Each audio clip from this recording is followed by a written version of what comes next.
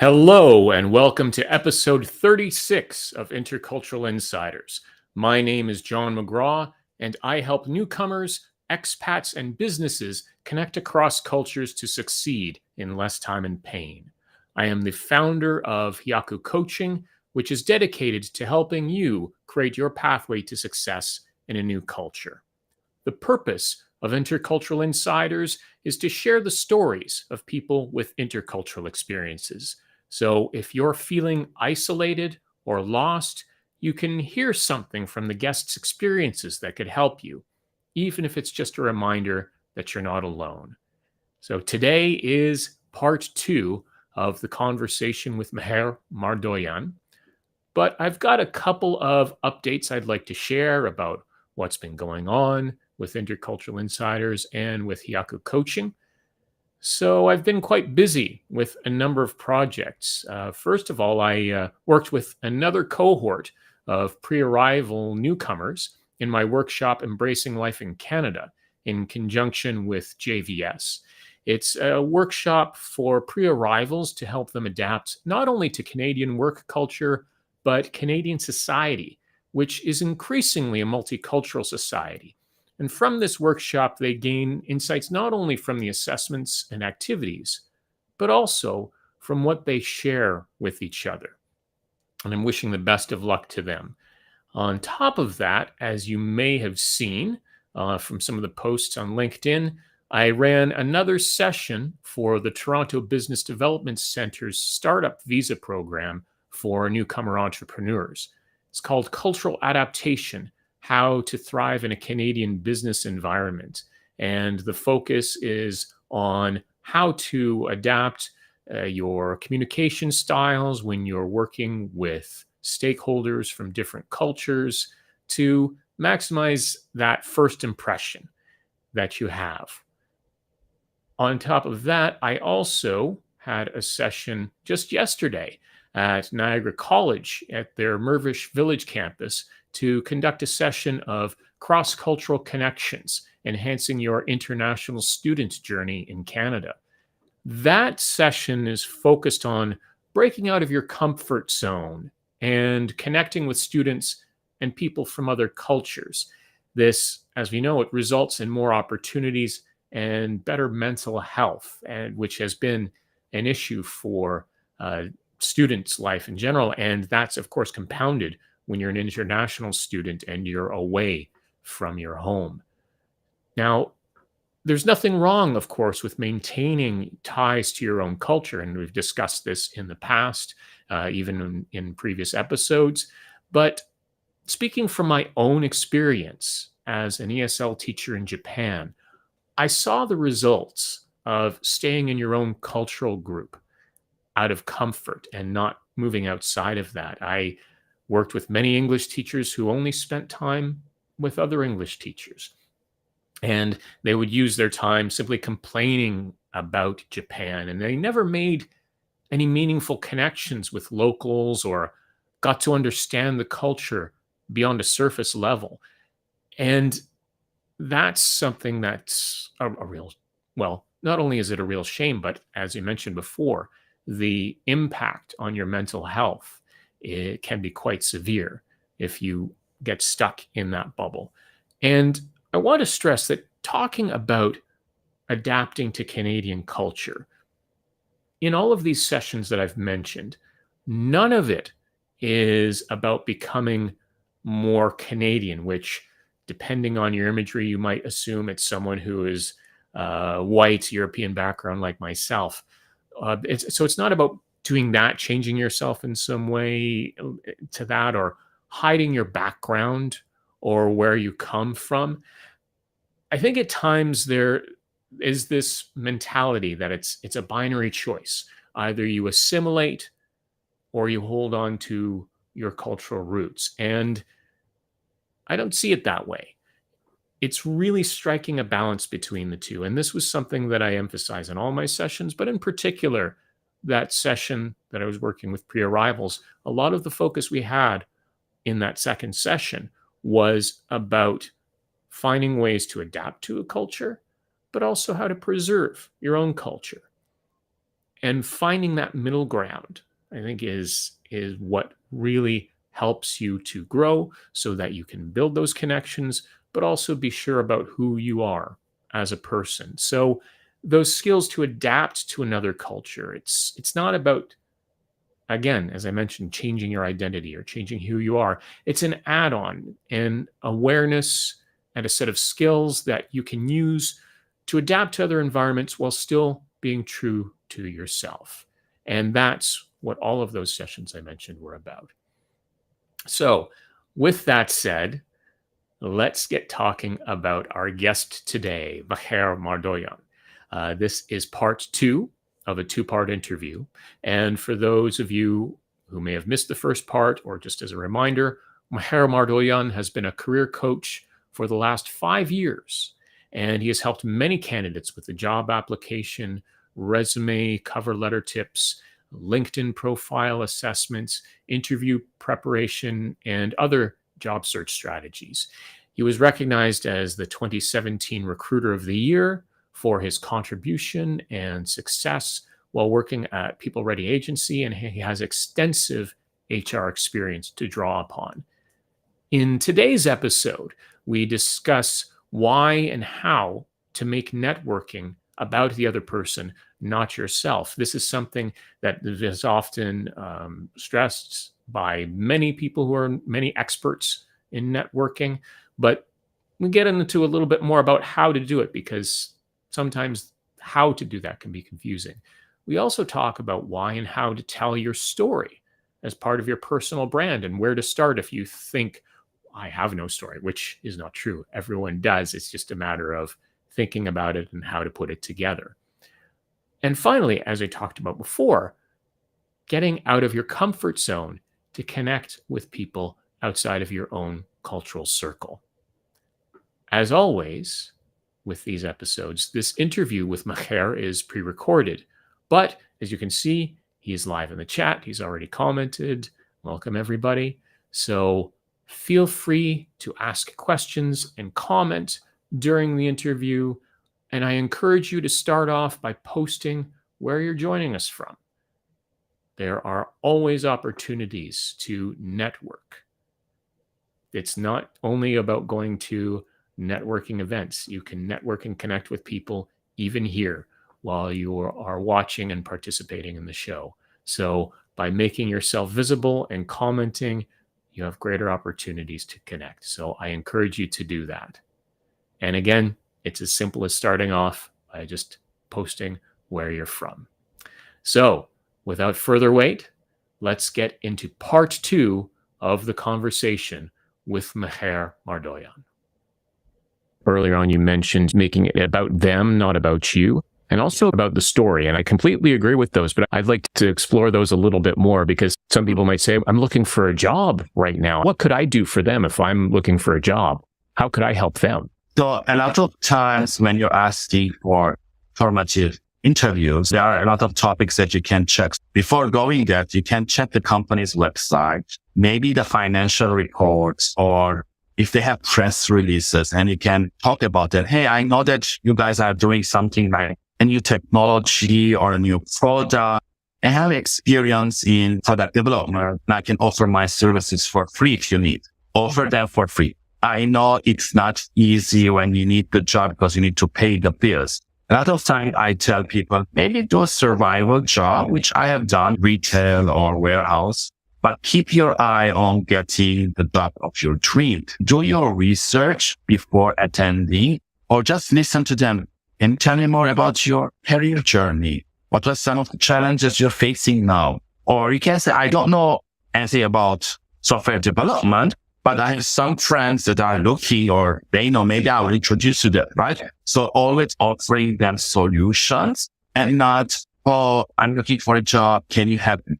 And a lot of times I get LinkedIn requests, and the first thing when I get accepted, I get sent a resume. I'm looking for a job. Can you help me? I would try help, but it's not a good way. I sometimes tell them, hey, build a relationship, then ask about a job. As I mentioned earlier, I tell the students that from now till graduate, you're doing networking, you're asking about them. And then before you're graduating, and you already established that you want to work these 10 companies and you build people there and you're a reporter, you're following them, you're commenting them. And then when a job opportunity comes, I already been speaking with John for the last 2 years. I feel comfortable and I can say, hey, John, by the way, your company is hiring. Can you introduce me to the recruiter? Can you tell me about the company culture? Or do you have a referral program that you can put my resume and give it to the hiring manager? So that's what you want in the networking process. Building off of what you said, I attended an event recently about networking, and there was a great analogy that came up about the mindset of hunting versus farming. So hunting is the more transactional way. Oh, can you help me? Versus farming, where you're taking that time to cultivate. And yes, it takes longer. You may not get something right away. A particular relationship may not necessarily develop into something, but the chances of developing a much greater yield and opportunities comes because you take that time to cultivate the relationships. Yeah, it's building relationship. And there's a quote someone told me earlier, your network is your net worth. It cannot happen overnight. I have maybe 5,000 people on LinkedIn, but I don't speak with all of them. So what I have done is that I have identified maybe 20 or 30 people that I want to keep in touch with them on a monthly basis. And I put it on my Outlook calendar every month, LinkedIn messages. Some can happen organically. Some I just want to follow or reach out to these people. And I have a list. And every month I check their activities to see if there is something that they have posted that I haven't seen, or is it an article they have posted or something. Again, comment on those articles or repost with your thoughts, and then send a message. Hi, John, how are you doing? How was your week? How was your month? How everything is okay? Let's connect, have a coffee, 5 or 10 minutes. And then I go to the next one, and then I change on my Outlook to the next one, so that to build a relationship. Because sometimes, let's say, as you've mentioned, I'm farming the relationship because I want to interview them for my channel on a later time, because I know that they have an expertise and I want to share their expertise with my followers or people that I want to help.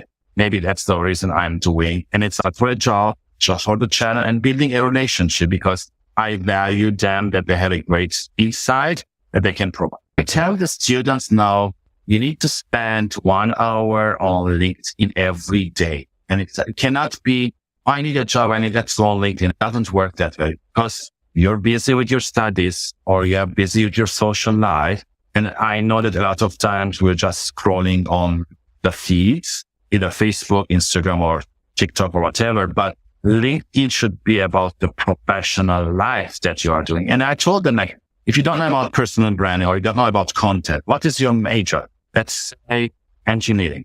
Type on Google engineering trends in 2023. I'm sure there's thousands of articles. Read one of the articles, summarize and post them on a weekly basis. By the end of the month, you have created 4 contents that is related to your major. So when a recruiter is checking your resume and they go to your LinkedIn page, and if they see that there's a content as your personality, it will persuade them more to reach out to you than seeing a blank profile that's nothing there. Another way that they can do is joining group. If you join, let's say, engineering or software group, already you have something in common that you can talk about. So whenever there's a post or there's a question, you're commenting. Even the comments are, you can build a relationship with someone. Or I like what you're talking, or this is a great point. Let's connect offline and have a more conversation. Already there's a common interest. And again, it helps you break the iceberg easier than in other contexts. You also mentioned the importance of telling your story, something which resonates with me as well. But what does that mean for people who may struggle with that? So there's a lot of books out there. And one of them that I'm earlier talks about a strategy that he uses in telling the story. It's all about the hero in the story and what they're struggling and how they overcome.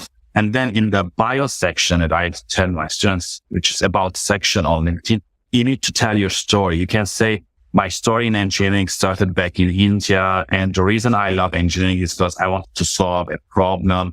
And then that brought me to here in Canada to pursue my master's degree. And I want to work in companies that have similar values that mine. So again, it's all integrated. And again, a story can also start with a question. It can also start with a quotation from someone in your field that you can relate and you can explain that. I would tell students that you can tell, do you know that me and Einstein have something in common? And that will get, okay, what is it? Tell me. And then you can tell your story about it. And again, knowing yourself, knowing your story is where you can, it will help. And again, it will take time. You mentioned earlier, now I'm being very comfortable talking in front of the camera or in front of the people. On my first video, which was 1 minute, it took me 1 hour just the words to come correct out of my mouth.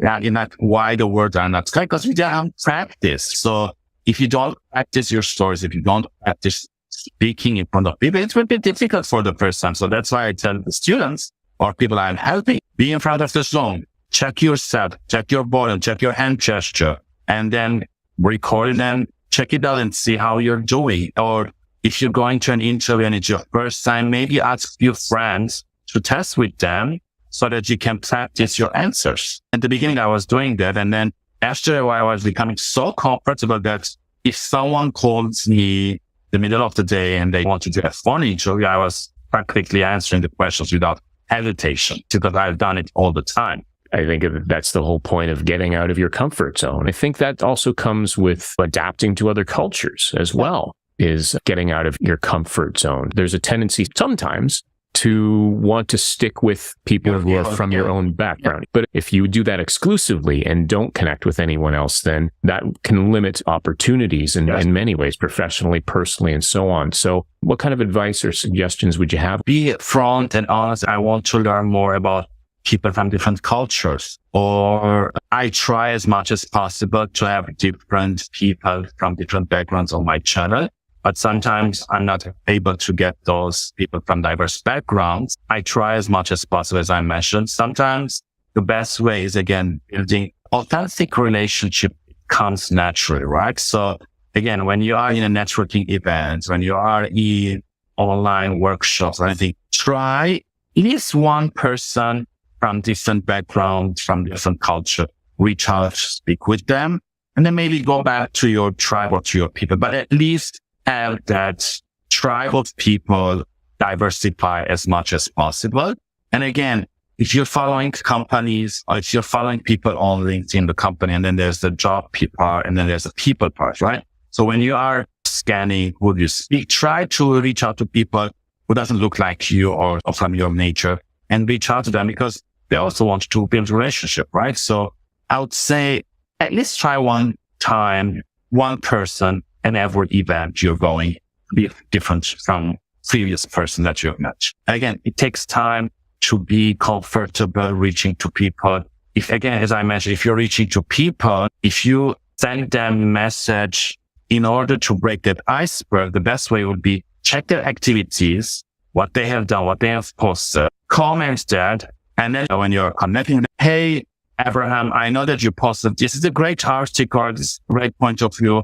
Can we elaborate more? Can you have a chat more? And then it will tell us that you've done your research in knowing this person and you want to know more. So that's one of the ways I can suggest. I also like that you mentioned that you are also taking the time to research them. But sometimes if you forget that this is a person, you might fall into the trap of surface diversity. Okay, I want to get a friend that fits this checkbox and forget to interact with them as a person. So tell me a little bit more about your YouTube channel for someone who says, okay, there's all this content. Where should I start? What would you recommend? Based on my interviews that I've done over the last 5 years, more than 145 and counting, I came to this workshop that I've created, and we talk about the first part, which is 7 things to do before applying for a job. One of them is, as I mentioned, identifying your values, your stories, networking, LinkedIn, building relationship, networking. The other part is, while you are applying for a job, is making sure that there's a value alignment, customizing your resume every time you're sending to any job, even if it's the same industry, but customize it. Knowing your story will be your elevator pitch. Again, you have 30 seconds to tell why they should pick you and not the other person. Phone interview preparation, in-person interview preparation, and then the follow-up. So based on my interviews, and if you type on Google Mher Mardoyan Career Coach, my channel will be there. I have divided my channel to playlists, so which is including this. There's 14 plus 3, which is tips to employers, tips to job seekers, and again, There was one about entrepreneurship, and during COVID time, I had asked a few COVID questions. So there's a lot of playlists that if you're interested in job interviews and you just want to look that hard, I believe there's 20 or 25 videos, and they are all short. The reason I've seen a lot of people are telling me this is a great way of interviewing is I chop the interview questions into parts. So let's say I ask 5 questions and divide into 5 videos, and majority of the time, maximum 5 minutes. And we know that these days our span of attention is less than that. So if you're interested in only interviews, you can watch the videos. If you're interested in how to network, you can watch those 30 videos, and it's very short from people who are in the industry, who are recruiters or who are hiring managers or who are authors or leaders in the field and giving those tips. So I felt that's a good way to differentiate myself from other people who are doing interviews. And then I've been fortunate enough to have all these skills and more coming. Sometimes I'm so tired of interviews and editing, but every time when I pause and someone says that this is a great value, or I applied what you guys were talking in my job and I got the job, it gives me the motivation to keep continuing. But I think I am also in a stage that I want to do more collaboration, more work. That's why we're having these conversations here. So yeah, anyone wants more tips and things, they can check me out or reach to my LinkedIn channel, LinkedIn profile, and we can have a conversation. Is there anything else that you'd like to finish off with as a parting thought? I would say be strategic when you're job searching, when you're networking, when you're building relationship, when you're trying to know the people from different culture, and have a schedule in mind that you can follow up, and let's be organic, because that will help. If you don't have a piece of paper or a schedule, it will not motivate you, or it will not keep you accountable in your actions. So if you have it that settled and you're following on a weekly basis, and again, as I said, take a day off. Our minds, our body needs a day off from screening, go out in nature, go for a walk, go to the gym, just have a coffee from time and have a me time or a long time to have a reflection. But it's important to know who you are, to know your stories and to network. Those are the things that I want to leave with people. And then those are the things that everyone is talking about. And it's very essential. If you're new to the country, if you're dealing with different people from different backgrounds, and genuinely show interest in knowing.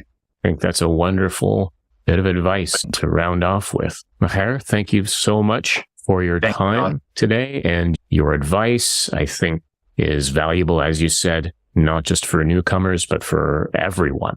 Thank you for having me. Best of luck for everyone. Thank you.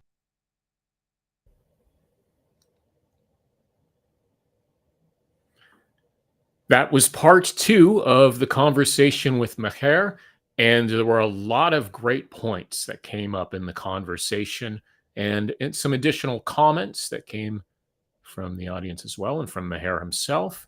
I think that one point that we've heard about before, that saying your network is your net worth, and I think that's true, particularly in Canada.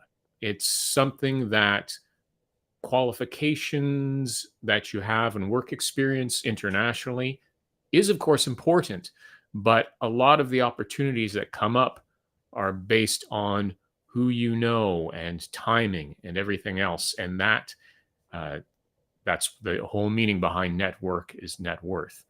So another comment from Liliana, just mentioning that about rehearsing interview questions and getting feedback is again a great way to great section. Well, great.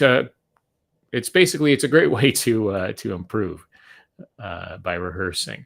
And also, Mher noting that the About section on LinkedIn is a great section to tell your story, for elevator pitches as well. Again, sometimes there's a thought that you think about setting up your LinkedIn profile as a resume. And it's more than that. So if you just put in kind of your work accomplishments, certainly that's important, but it's important to give a sense of who you are as a person. And as Mher mentioned, why is it that you chose engineering, for example?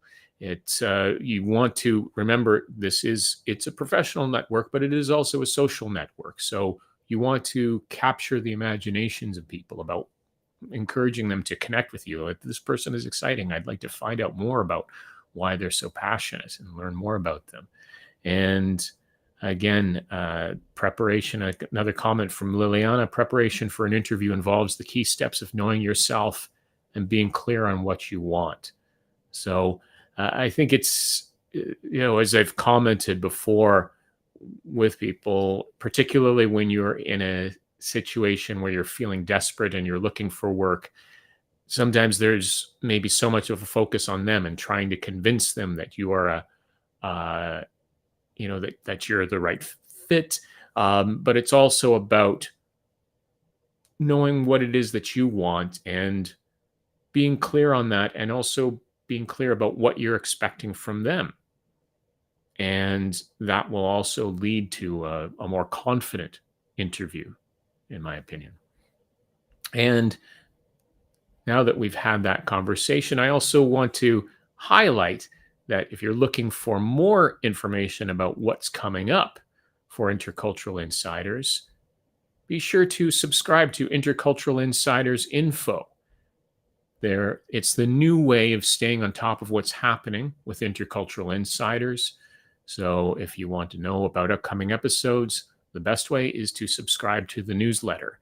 And if you're a person who prefers to listen rather than watch, then go ahead and subscribe to the podcast, Intercultural Insiders, which comes up every Monday, the Monday after the live episodes here on LinkedIn and YouTube. You can find it on most major podcast platforms, including Spotify and Apple Podcasts. So this episode will be out in audio form on Monday, July 24th. Subscribe to the podcast to get it directly delivered to you, and feel free to leave a review to share your thoughts and raise the show's profile. And speaking of the show and upcoming episodes, we have coming up as our next guest, I'm very excited about. We have Courtney Bailey, who is an English lecturer and expat, who has a great deal of experience. She's actually coming for 2 episodes. We'll show the screen for the first episode. She has traveled to various countries throughout Central and South America, Europe and Eurasia. And in addition to her teaching experience, she's served in multiple organizations, helping refugees, women, and English learners all over the world. Far too many for me to list right here, right now. But to highlight, she's based in the United States. But in our conversation coming up next Wednesday on July 26th at 12 p.m. Eastern Time, she talks about a number of things, including embracing curiosity and her experiences as a person of color in Turkey, and how she chose to see the curiosity of others as an opportunity for cultural exchange rather than a negative experience. She also talks about returning home to the United States and the experience of reverse culture shock and finding support from others with similar experiences, and also the benefits of a bilingual household and how a bilingual household helped her children adjust to life in Turkey while she was there. If you want more information about that episode, as I mentioned, subscribe to Intercultural Insiders Info to get more information about that. And she's, as most of the interviews that go on, it's going to be a 2-parter. Part 1 next week on July 26th, and Part 2 on August the 2nd. So I encourage you to subscribe about that. And in the next episode, there's a lot of talk about English education and native speakerism and privilege, which also lapses into adapting to other cultures and doing international business. So it's of great interest. So I encourage you to tune in for that. So until then, keep navigating your way between cultures towards your goals.